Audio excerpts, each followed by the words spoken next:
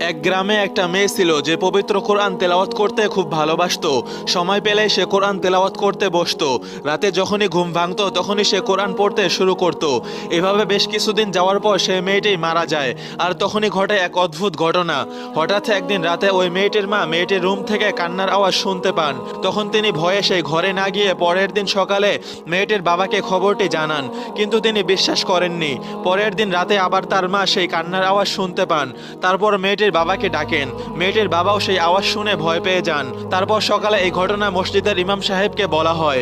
ইমাম সাহেব এই ঘটনা যাচাই করার জন্য ওই বাসায় এক রাত থাকেন। রাত গভীর হতে না হতেই সবাই সেই কান্নার আওয়াজ শুনতে পান। মনে হচ্ছিল অনেকজন মিলে একসাথে কান্না করতেছে।